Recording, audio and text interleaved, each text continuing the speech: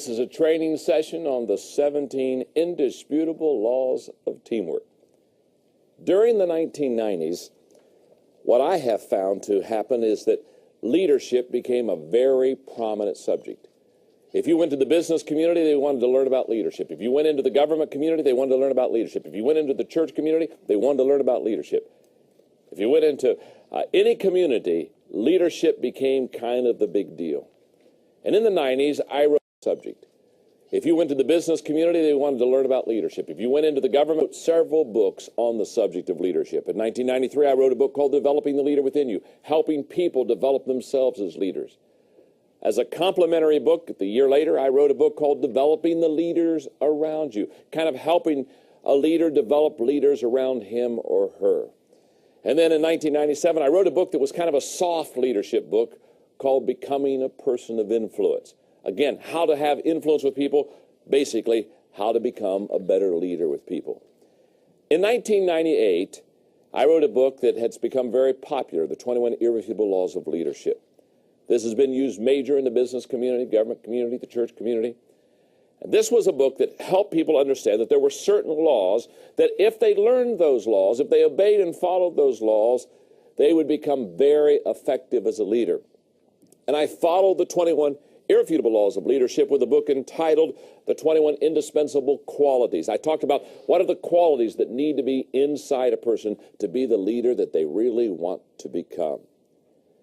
Then I followed that up with a kind of a Christian religious leadership book called The 21 Most Powerful Minutes in a Leader's Day, where I took the 21 laws and applied it to biblical characters so that people could, again, identify the laws with people who really did a good job with them. Okay.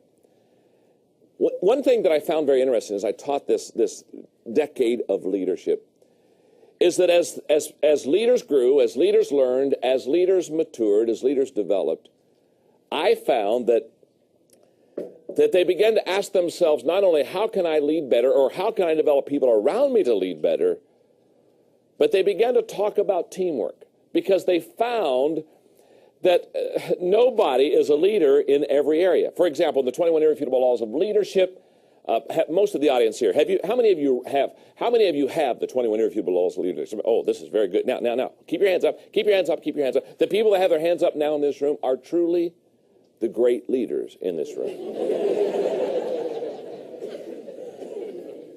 Now, you noticed, I did not ask how many have read the 21 Irrefutable. That's way too big of a risk. I'm not going there. I wouldn't touch that with a 10-foot pole. Okay. Now, anybody that has read the 21 Irrefutable Laws of Leadership, the first thing they come to the realization is that they're not good in all 21 laws. Is that not true? Let me just ask you, how many of you probably fell a little short in at least 2 or 3 of the 21 Irrefutable Laws? Okay, thank you very much.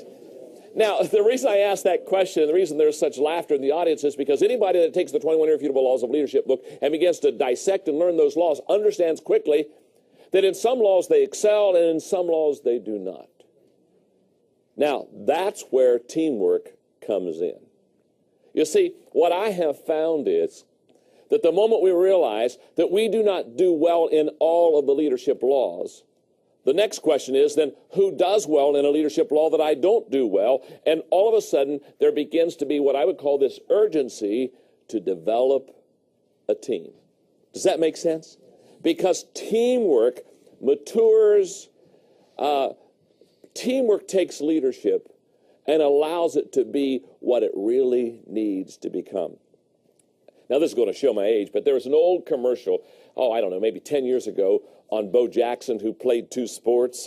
Remember, he played football and baseball, and it was kind of I think it was a Nike commercial, kind of a bow nose deal, and basically, how many of you remember the bow nose? Okay, well, most of you as old as I am, okay. Well, you know the story of how supposedly it was kind of a tongue-in-cheek thing that Bo knows everything, and so Wayne Gretzky says Bo knows hockey, and obviously, the obvious conclusion of the commercial was, even Bo Jackson doesn't know everything.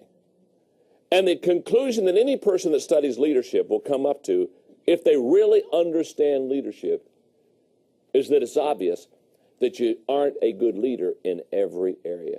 Therefore, the need for teamwork. And that's what this training series is all about. Now, I need to do one more thing, and then we're going to teach the first law of teamwork. Here's what I need you to understand. If I were sitting where you are, and I would be taking the notes that you're taking, I would be asking myself the question, what makes a teamwork law truly a law? I mean, why don't you say, John, this is a teamwork thought, or this is a teamwork principle, or this is a teamwork idea? Well, I use the same grid that I use for the 21 irrefutable laws of leadership for the 17 indisputable laws of teamwork. The very same grid, because I have to, as I teach teamwork to you, it's my desire to give you a solid foundation that you can literally lean on and go to the bank on and build your teamwork off of. So let's look at the qualifying tests to becoming teamwork laws. There are 4 of them. Number 1, they're not based on culture, gender, or age. Very simply stated, they're not limited to a gender, they're not limited to an age, they're not limited to a culture.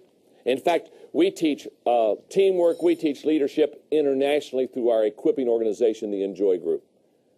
And what I have found is the laws of leadership, they work in every country.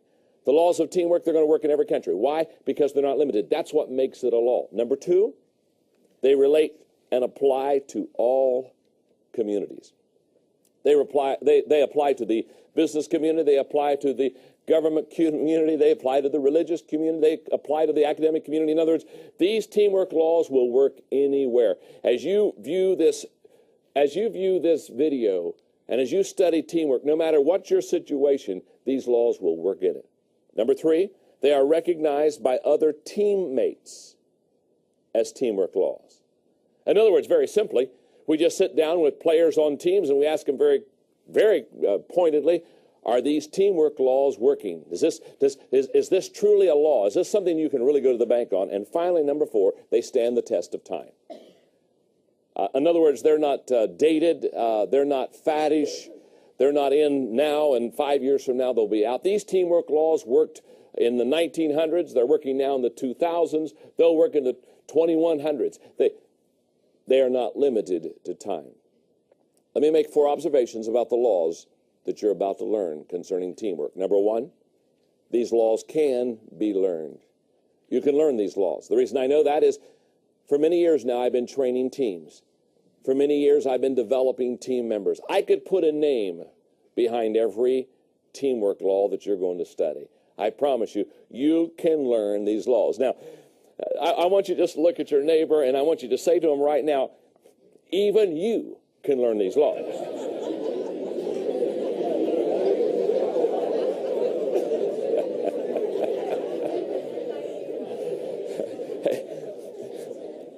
Doesn't that give you great hope, huh? I mean, think about it for a moment. That person you brought here today, that you were not sure you could ever make anything out of. You even paid their way. You bought the ticket because you thought, you kept asking yourself, is there any hope? That person you're seated beside right now that you perhaps up to this moment thought there was no hope. I've got great news for you. Even they can learn these laws. Makes you feel good, doesn't it?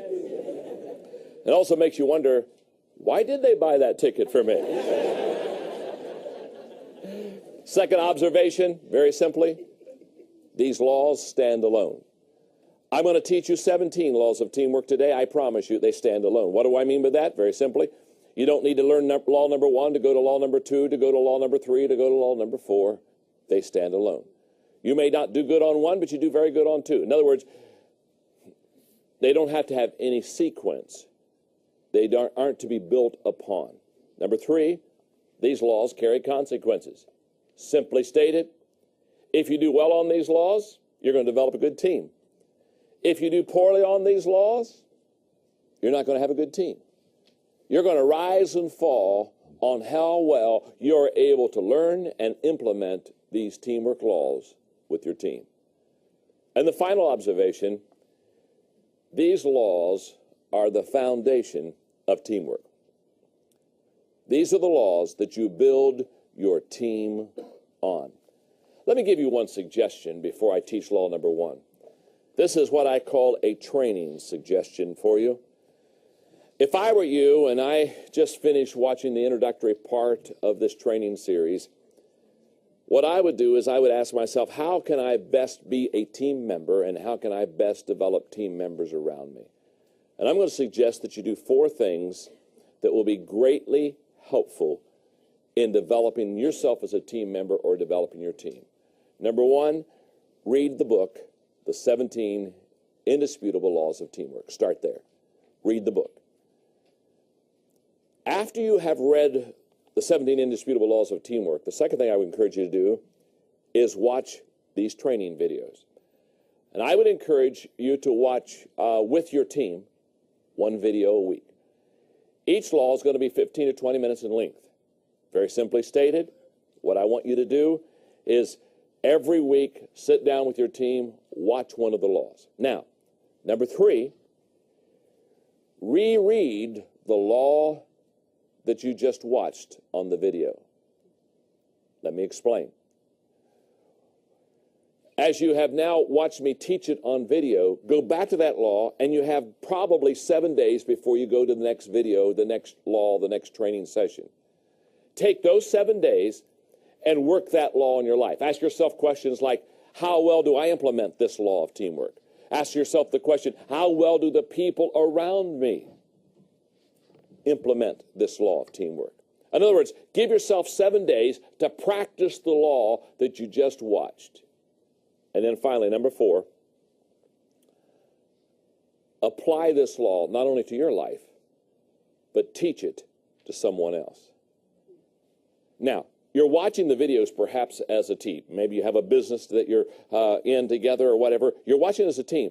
But what I want to encourage you is take this law and go to somebody who's never seen the law or heard the law and teach them what you're learning and practice what you're doing. Okay, I know you're ready. I'm ready. Let's go to law number 1 of the 17 indisputable laws of teamwork.